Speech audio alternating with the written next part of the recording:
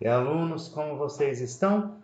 Vamos estudar um pouquinho a história da filosofia, né? Primeiro ano do ensino médio. Saudades de vocês, saudades dessa turma linda, mas infelizmente nós precisamos dar valor à vida e nos prevenir quantas vezes forem necessárias, quanto tempo for necessário, né? A Escola João Paulo II sempre procurando o melhor para vocês. Vem com essa proposta de videoaulas e depois de uma interação para conseguirmos discutir, né, essas aulas, tirar dúvidas da forma que vocês desejarem ou fizerem aí. Bom, muitas vezes a maneira como o filósofo questiona o mundo é comparado ao da criança, como se contenta, a criança não se contenta com qualquer resposta, né? A filosofia não aceita respostas vagas, né? A filosofia ela vem questionar justamente as coisas necessárias. Por exemplo, quais as possibilidades de criação da minha própria existência diante de um mundo programado e previsível? Então, como que eu vou ser algo? Como que eu vou ser alguém? Como que eu vou ter liberdade de ser se o mundo é que molda a minha personalidade, a minha pessoa, se eu tenho que sempre me adequar a tudo. Porque às vezes me sinto inadequado, inacabado. Algum dia eu vou me sentir satisfeito, algum dia eu vou me sentir livre, né? Ora, existe um questionamento, existe uma frase, né, de Sartre que diz o seguinte: hum, a liberdade, né, ela é uma prisão, né? Todo homem está condenado a ser livre. A liberdade é uma condenação, porque aquele que é livre, ele tem que fazer escolhas, né? Nós precisamos escolher, nós precisamos ter na nossa mente aquilo que é necessário, né? Aquilo que é certo e aquilo que é errado, muito bem colocados dentro da nossa mente, e temos que compreender também as consequências das nossas escolhas. Então a liberdade, ela nesse caso é colocada como um tipo de condenação, né? Preciso repetir modelos sociais tradicionais? Como eu consigo construir uma identidade própria diante de tantos modelos prontos? Quem consegue ser o que deseja ser na sociedade atual? Né? Quem consegue ser o que deseja ser no mundo? É possível ser livre? Eu posso mudar o mundo? Né? Para mudar o mundo, eu tenho que mudar a mim mesmo. Essa é uma resposta que é um clichê, mas que é verdadeiro, né? Essas perguntas sobre a existência são feitas por outros jovens em todas as partes do mundo, né?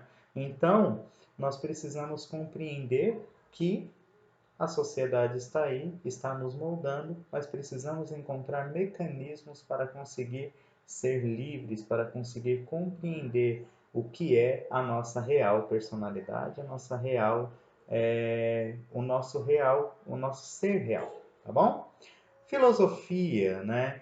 Amor, amizade pela sabedoria. Filo, amizade, Sofia, sabedoria. Que nome lindo, né? O que perguntavam os primeiros filósofos? Nós falamos, fizemos alguns questionamentos aí. Então, filosofia trata-se de um conhecimento cuja base são fatos, são os atos de questionar, refletir e investigar. A filosofia pode nos encorajar a percorrer a sinuosa senda de nossa existência sem nos perder nos meandros da ilusão. Percorrer o nosso próprio caminho, buscando sempre a verdade e não aceitando respostas consoladoras da nossa vida, né? Bom, a filosofia, ela nasce de alguns questionamentos, por exemplo, dos questionamentos dos mitos que eram contados, né? Aqueles mitos tradicionais. Então, os mitos, para que eles serviam? Os mitos também moldavam a sociedade, moldavam as atitudes das pessoas, como as pessoas deveriam se comportar. Os mitos também traziam histórias da formação do mundo, traziam histórias de como surgiram os deuses, né? O mito, ele traz, por exemplo, o que é um mito, né? Um ancião narra passagens da vida de um fundador, de um guerreiro. A bravura e a nobreza desses personagens transformam-se em modelo de comportamento para o grupo. Comportamentos ideais que devem ser buscados por todos. Então, assim, eu preciso que um guerreiro ele seja empolgado na luta. Eu preciso que um guerreiro ele busque ser sempre o melhor. Então, eu vou trazer um conto mítico sobre os guerreiros. Eu preciso que as pessoas se comportem desta forma. Então, eu vou criar um mito de comportamentos sociais, né? De como a pessoa deve se comportar socialmente e assim por diante. Tá bom? Os mitos revelam a forma e os contornos da cultura em que estão inseridos. Isso pode ser percebido tanto nos seres mitológicos, que geralmente assumem é, características muito próximas da cultura local, assim como nos elementos naturais citados. Montanhas, vales, rios, próximos à comunidade. Então, o Monte Olimpo, né? É justamente ali habitam os deuses, então aquele local é sagrado. Olha que coisa, nós podemos dizer que a filosofia ela vem questionar tudo isso, né? Nós temos alguns tipos de mito, né? Nós temos os mitos cosmogônicos que tratam da origem daquilo que existe, né? Temos uma obra chamada Teogonia de Hesíodo que narra o princípio de tudo, né? Conta ainda que a origem do mundo e de seus elementos aconteceu pela união do céu, Urano, com a Terra, Gaia, a grande mãe, o que sugere que a criação se deu a partir do choque entre elementos contrapostos e complementares. São mitos cosmogônicos, que contam a origem de tudo que existe. Também temos os mitos escatológicos, esses citados acima, por exemplo, dos grandes heróis épicos, né? Esses escatológicos, aliás, perdão, nós temos os mitos escatológicos que vão contar, né? Que vão falar de profecias, que vão falar sobre o fim do mundo, o destino do planeta, juízo final. Os egípcios, entre eles, os mitos escatológicos tinham muita importância, né? Eles descreviam o destino das almas conforme a conduta dos indivíduos na Terra. Então, de acordo com seu comportamento na Terra, você poderia ir para algum lugar conhecido como paraíso, onde eles viveriam com os deuses, ou para um lugar onde eles conheceriam algo como nós conhecemos como inferno. Tá bom? Também temos os mitos épicos, esse sim, que foi contado lá anteriormente, narrativas que descrevem proezas realizadas por heróis e guerreiros que venceram algum obstáculo, né? Utilizando a inteligência, a valentia, a força. Esses mitos eles são justamente para que a sociedade tenha determinados comportamentos, tá bom? Bom, a filosofia ela vem justamente falar, né, questionar, buscar perguntas que respondam de forma concreta aquilo que eles de fato querem saber. Então, eles vão buscar, por exemplo, vai contar a genealogia dos deuses. Então, peraí, como tudo isso surgiu?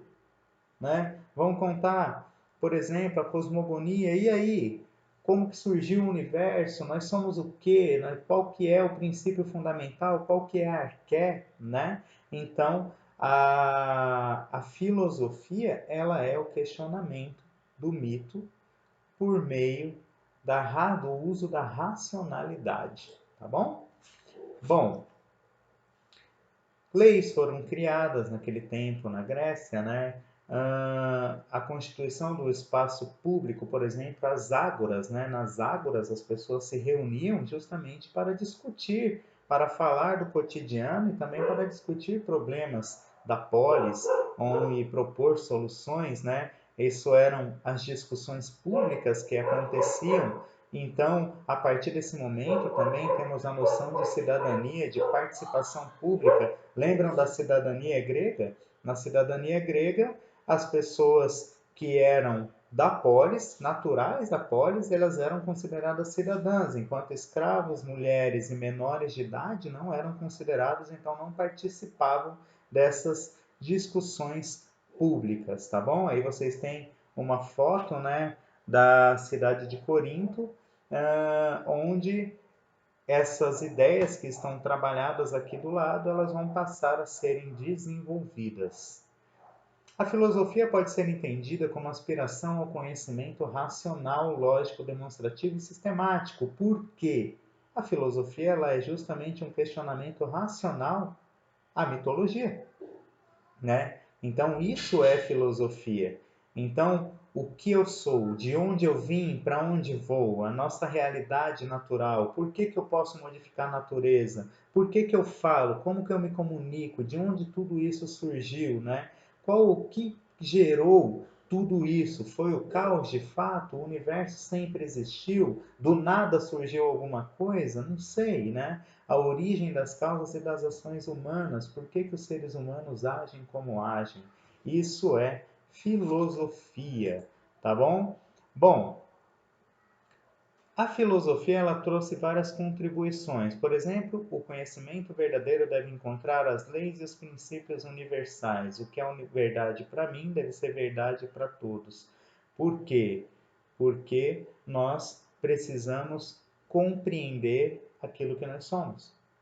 Eu preciso buscar a minha origem. Então, depois disso, nós temos aí várias concepções da origem do homem. A água, o fogo, o ser como ser, Deus, né?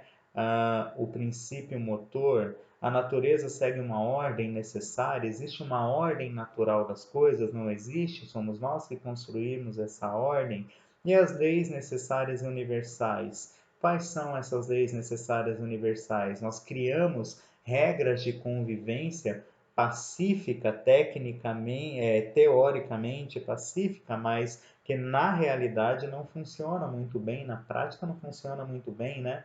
E nós temos uma valorização da razão humana, beleza?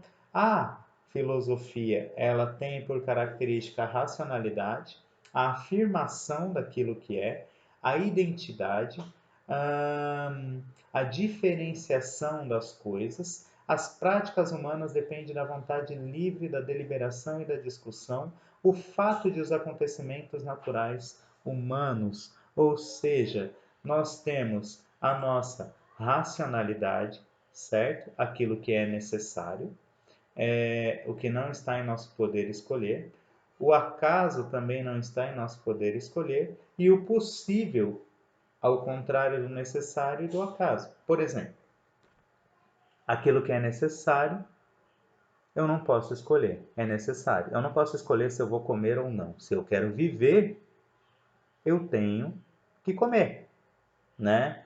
O acaso também é uma coisa que nós não podemos escolher. Eu não sei o que vai acontecer em determinado momento da minha vida. Por mais que a minha vida seja coordenada e regrada, não tem como eu escolher o que vai acontecer. São os acidentes que acontecem pelo caminho, né? Agora, o possível não. Aquilo que eu percebo que é possível, eu posso decidir se eu vou buscar ou não, tá bom?